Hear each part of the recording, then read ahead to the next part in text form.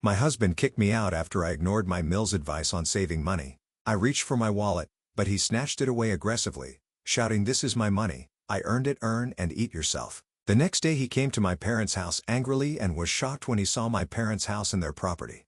My name is Marilyn, and I work as an editor at a big publishing house in the city. I'm just a regular girl who likes to keep life simple. Life's always been busy, juggling work deadlines and finding time for myself. Maybe that's why I never got into dating much. I usually preferred being on my own with a good book or taking quiet walks in the park near my apartment, but everything changed one sunny Thursday that seemed like any other. I was listening to a podcast and strolling through the park, lost in my own world. The park was lively, kids running around, people with their pets everywhere. I must have been distracted because, out of nowhere, a guy on a bike almost ran into me. "Watch it," he yelled, swerving just in time. His voice was sharp, clearly annoyed. "I'm so sorry," I quickly said, pulling out one of my earbuds. I hadn't noticed I'd wandered onto the bike path. He stopped his bike and turned to look at me. Instead of angry, he now seemed more amused. "You've got to watch where you're going. This path's like a jungle sometimes," he said. "Yeah, my bad. Totally my fault," I admitted, feeling embarrassed. I brushed a strand of hair from my face and gave him a shy smile. He laughed, and just like that, the tension was gone. "I'm Peter," he said, holding out his hand. "Marilyn," I replied, shaking it. His handshake was firm and confident. "So, Marilyn, are you always this distracted, or is it just because of my charm?" he asked with a playful grin that made me laugh. "Just a long week at work. My brain's already in weekend mode," I said with a shrug. "Fair enough. I was just about to grab a coffee at that place over there," he said, pointing to a little cafe at the edge of the park. "Want to join me? Consider it a peace offering for almost knocking you over." I thought about it for a moment. He seemed nice, and honestly, I could use a coffee. "Sure, why not? I could use a good coffee story," I said. As we walked to the cafe, Peter was easy to talk to.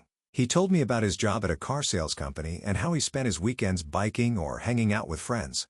He wasn't originally from the city. He'd moved here because he thought it offered more opportunities. "You know, big city dreams and all that," he said with a grin.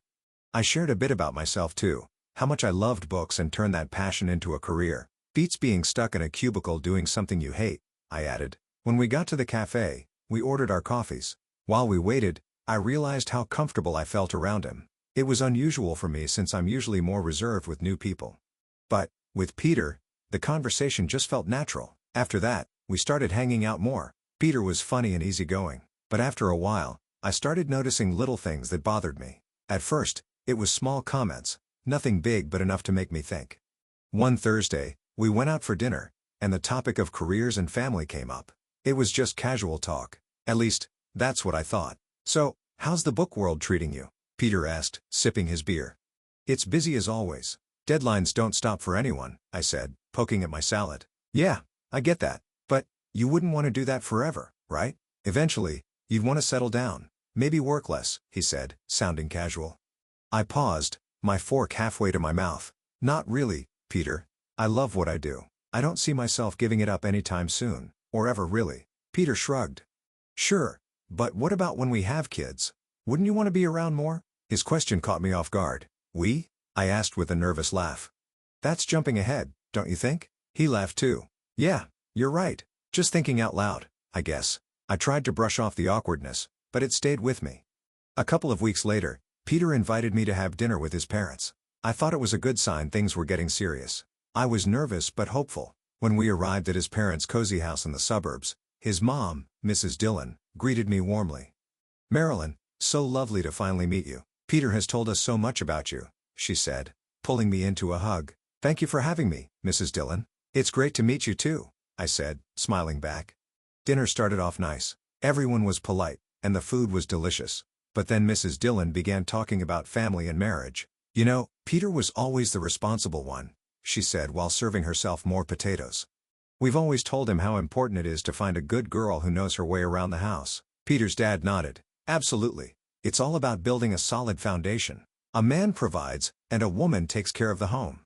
I glanced at Peter, hoping he'd say something, but he kept his head down, focused on his food. Mrs. Dillon went on. "It's how we raised our boys. Family first. Right, Peter?" "Right, Mom," Peter said, finally looking up. His response felt like a punch to the gut. I tried to stay calm. "It's interesting because I've always been career-focused. I love my job, and I believe in sharing responsibilities equally. Mrs. Dillon gave me a sweet but dismissive smile. Of course, dear. But you'll see, priorities change when you have children. It's natural for a woman to want to stay home with her babies.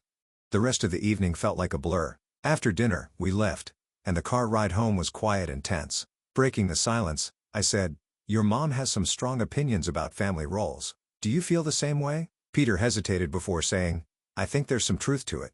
Looking back, I guess it worked for Peter's parents. Even after that awkward dinner, our relationship kept moving forward.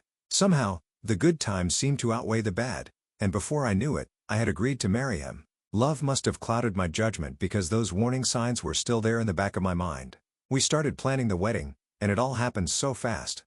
Peter and I both wanted something simple, so we decided on a small ceremony with just close family and friends. As the wedding day got closer, I started feeling more pressure, not about the event itself, but about what our life would be like afterward. At the reception, after the ceremony, Peter's mom pulled me aside. She was smiling, but her eyes were serious. "Marilyn, dear, I'm so happy for you both. Remember, a good wife supports her husband no matter what." "Thank you, Mrs. Dillon. I plan to be a good partner," I said, trying to keep my voice steady. "And remember, dear," she added, leaning in slightly, "when the babies come, it's best if you stay home. You can't trust strangers to raise your children." Her words felt more like a command than advice, and my stomach turned.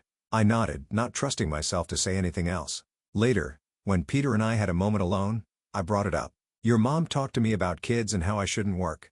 Peter just shrugged it off. "Yeah, she's just thinking about the future. She means well, Marilyn. You know how moms are," he said, taking a sip of champagne.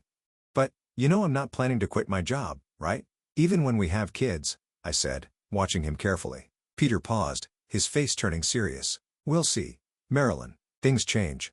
We'll do what's best for our family." After the wedding, Peter suggested we move into a bigger apartment closer to his work. The place was nice, much bigger than our old one. The catch? It was right next door to his parents' house. I had a feeling I knew why Peter picked this place, but I agreed, hoping for the best. Once we settled in, the reality of our new life together started to show. Peter began talking more about his idea of a traditional family. He'd be the one earning money, and I'd handle the house and, eventually, the kids. One evening, we sat at the dining table with our finances spread out, a mess of bills and budgets under the dim light. I tried to show him how keeping both our jobs was better, especially with how unstable the economy was. "Look at these numbers, Peter. With both incomes, we're not just scraping by, we're saving." "It doesn't make sense for me to quit my job," I said, pointing at the spreadsheet. Peter shook his head and pushed the papers aside. "It's not just about the money, Marilyn. It's about having a real family life like my parents had." I sighed, feeling frustrated. "But it's not the past, Peter. Things are different now. We both need to contribute." He didn't seem convinced, and the conversation ended with an uncomfortable silence. Things got more complicated with his mom, Mrs. Dillon, living so close. She dropped by all the time, often without warning. Every visit came with a new critique of how I was managing the house. One afternoon, I was sorting through work emails when she walked in without even saying hello. She started inspecting the house, running her finger along a bookshelf to check for dust. "Marilyn, you really should focus more on keeping the house clean. A dusty home isn't a healthy home," she said sharply. I clenched my teeth, trying to stay calm. "I cleaned yesterday, Mrs. Dillon, and I work full-time. It's just a little dust." "That's the problem," she shot back. "You work too much. If you were home more, maybe things wouldn't fall behind." She then walked to the linen closet, pulled out a sheet, and inspected it like she was looking for mistakes. I followed her, my hands clenched into fists at my sides. "I manage my time just fine, Mrs. Dillon. Peter and I are happy with how things are," I said, trying to stay calm. She shook her head and walked into the kitchen, opening the fridge to inspect its contents. "A woman's place is taking care of her home and her husband. These modern ideas about women needing careers are nonsense," she said. Every word stung, and I felt my frustration grow. "That might have worked for you, but I'm not you. I'm not going to quit my job and become someone I'm not," I said firmly. When Peter came home that evening, I tried to tell him how suffocating his mother's visits were becoming. He listened, but his response left me cold. "Mom's just trying to help, Marilyn. She has a lot of experience running a home, but it's our home, not hers. I need you to stand up for me. For us," I said, pleading. Peter looked torn but eventually said, "She's my mom, Marilyn. She means well. We should at least consider her advice." That argument was long and painful, and we went to bed angry. It was the first of many nights filled with silence. As days turned into weeks, I started to feel like a stranger in my own home, constantly judged and always coming up short. The pressure to fit into an outdated idea of a wife was relentless, and my determination to stay true to myself was tested every single day. As months passed, Peter started nagging more and more about me not doing enough at home. He'd come back from work, glance around with a scowl, and make comments about dusty shelves or how dinner wasn't good enough, too bland, or overcooked because I'd rushed it after my long day at the publishing house. His favorite line became, "If you can't manage both, maybe you shouldn't be working." One evening, after he criticized me for slightly undercooking some pasta, he dropped a bomb. "Marilyn, I'm serious. If you can't meet me halfway and take care of the house properly, maybe we should rethink this whole arrangement," he said, hinting that divorce was on the table. I loved Peter, despite everything. I didn't want our marriage to fall apart over this. So, I made a decision that broke my heart. The next day, I told my boss, Madison, that I was quitting my job to become a full-time housewife. Madison was shocked and tried to change my mind. "Marilyn, you're one of our best. Are you sure about this?" she asked, looking concerned. "I don't see another way, Madison. I have to try to make things work at home," I said, feeling defeated. Madison, always quick to find a solution, suggested a compromise. "What if you worked from home? You could manage your projects remotely. Lots of people are doing that now. You wouldn't have to quit." It felt like a lifeline. I agreed to the arrangement but didn't tell Peter. Instead, I told him I had resigned. He was thrilled, thinking I had chosen home life over my career. I began my new role as a housewife, seeing Peter off to work every morning and greeting him when he came home. But as soon as he left, I'd power up my laptop and dive into my editing work. It felt strange living a double life, but it worked. I secretly saved the money I earned in a separate bank account, just in case. However, living on Peter's salary alone turned out to be harder than we expected. Despite cutting back, 4 months later, we were running out of savings. I gently brought up the topic one evening. "Peter, I think I might need to go back to work. We're going through our savings too fast," I said carefully. Peter's reaction was immediate and angry. "That's because you're spending too much. You need to learn how to save properly," he snapped. I was stunned. I hadn't bought anything for myself in months and always shopped for the cheapest groceries. His words hurt deeply, leaving me feeling angry and humiliated. The next day, his mother showed up with a mission to teach me proper budgeting. She dragged me to the store, pointing out the cheapest and often lowest quality products. "Buy these, Marilyn. Stop wasting money on expensive stuff," she lectured as we walked through the aisles. Back at home, she showed me how to dilute dish soap to make it last longer. "You're using too much. You need to make do with less," she said, her tone patronizing. She even started checking my receipts, scolding me for anything she thought was unnecessary. "Why did you buy this? Just stick to the basics," she'd say, shaking her head in disapproval.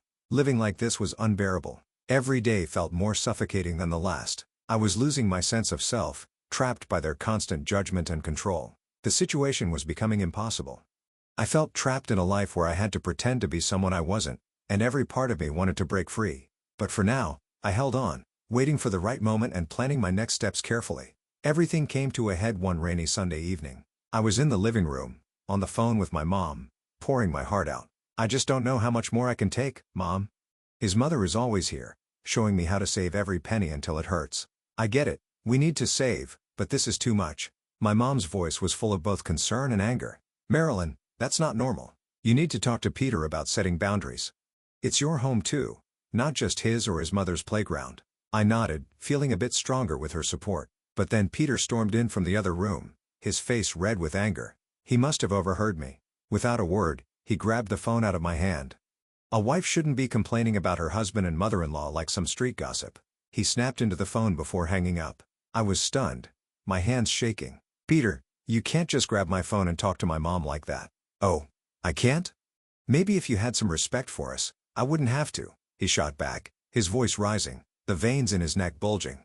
"Peter, listen to yourself. Don't you see this isn't healthy?" I pleaded, hoping to reach the part of him that still cared. "Healthy? My mom was right. I should never have married you," he said, his words cutting deeper than I expected. "That's enough, Peter. I'm your wife, not a puppet for you and your mom to control," I fired back, anger now replacing my shock. "Then act like it or leave," he shouted, his face just inches from mine. I stared at him, disbelief and sadness swirling inside me. "You want me to leave? At 3:45 a.m. it's dark and raining outside. If you don't like how things are, then yes, get out," he said coldly, his eyes showing no emotion. In that moment, I realized nothing I said would change his mind or the situation. Shaking, I grabbed a few essentials, my laptop, some clothes, and my phone. It was clear I had to go. I reached for my purse next, but Peter was faster. He grabbed it before I could, holding it out of my reach. "You think you're leaving with this? I earned this money, not you," he said. "Fine, keep it," I replied, my voice empty. I couldn't believe this was happening. I called a taxi and stood by the door, my heart pounding. When the taxi arrived, I stepped out into the cold, rainy night. The rain soaked me instantly, but I didn't care. I climbed into the car, and as we drove away, a strange calm settled over me. I was really doing this. I was leaving. At the hotel, I lay in the unfamiliar bed, feeling a wave of relief even amidst the chaos. Despite everything, I hadn't quit my job, and my secret savings account, something Peter didn't know about, was now my safety net. When dawn began to break, I got up. I hadn't slept much, but I knew what I had to do. Today was the day I would take my life back. I had an appointment with a lawyer to discuss filing for divorce. It felt surreal, like I was living someone else's life. The lawyer's office was a plain, quiet place tucked between old brick buildings. Inside, Mr. Richard, my lawyer, got straight to the point. "Let's get down to business," he said as soon as I sat down. "You're here to file for divorce, correct?" "Yes," I said, surprised by how steady my voice sounded. "I can't go back to the way things were." He nodded, his expression serious. "All right, I'll need all the details, joint accounts, property, anything that needs sorting out." We spent the next hour going over everything. Mr. Richard explained the legal process, what to expect, and what my rights were. He was thorough, making sure I understood each step before preparing the necessary documents. Finally, he handed me a sealed envelope. "You'll need to serve these to your husband," he said. The envelope felt heavy, like it carried the weight of my old life, but with those divorce papers in hand, I was ready to move forward. I went back to the apartment I used to share with Peter. He was still asleep, probably tired from last night's argument. The place felt different as I packed my things. Every item I put into my bag felt like I was closing another chapter of our shared life. By the time I was done, Peter was awake and wandered into the kitchen. His hair was messy, and he looked confused when he saw my bags by the door. "What's going on?" he asked, rubbing his eyes. I didn't have much to say. There wasn't much left to say. Instead, I handed him the envelope. "These are for you," I said, my voice calm, even though I felt anything but. Peter opened the envelope and frowned as he read the papers. "Divorce," he said, his tone full of disbelief. Then he laughed bitterly. "You think you can just walk out and everything will be fine?" He looked up at me, his eyes cold. "Come back when you're ready to apologize, and maybe I'll consider taking you back. But remember, you'll have to listen to my mother from now on." The absurdity of his words almost made me laugh, but I held it in. "I'm not coming back, Peter. I'm done. We're done." Walking out of that apartment felt different. The air was crisper, lighter, almost hopeful. I headed straight to the small apartment I had rented a few days earlier. It wasn't big, but it was mine, a space where I could start over. Every step felt heavy but right. A few weeks after moving in, I was back at work, throwing myself into the world of publishing. Deadlines, author meetings, and manuscript reviews filled my days. Being back in the office, surrounded by my colleagues and the buzz of a fast-paced job rekindled something in me I thought I'd lost. The routine of juggling work gave me a sense of purpose again. Over time, I reconnected with old friends, people who knew me before Peter. We went out for drinks after work, shared meals on weekends, and laughed together. In their company, I started to feel like myself again. Their jokes and lighthearted teasing reminded me of parts of me that had been buried for too long. Then, a few months later, I got an unexpected call. It was Peter. His voice was awkward, with a hint of desperation I wasn't ready for. "Hey, I got laid off. Things are pretty rough," he started, stumbling over his words. "I was thinking maybe you could help me out financially," Peter said, his words hanging in the air. The request felt bold and insulting, considering everything we'd been through. Then he added, "And, maybe we could start over rebuild. I mean, if you apologize to me and my mom, show some commitment." His voice trailed off, hopeful but unsure. I couldn't hold it in. I burst out laughing. The absurdity of his proposal after everything that happened was too much. "Peter, do you really think I'd come back? Support you and your mom after you kick me out? Now that you're out of a job, all your so-called principles don't seem to matter anymore," I said, my tone sharper than I intended. There was a pause on the line. "So, that's a no?" he asked, sounding smaller and deflated. "Peter, I'm doing well, really well. And, honestly, I'm enjoying my freedom way too much to give it up again. I hope you figure things out, but it won't be with me," I said, my voice firm. making it clear that this was the end. After I hung up, I felt a rush of empowerment. Peter's call, ridiculous as it was, reminded me of something important. I was free now, truly free. No plea or promise could ever change that.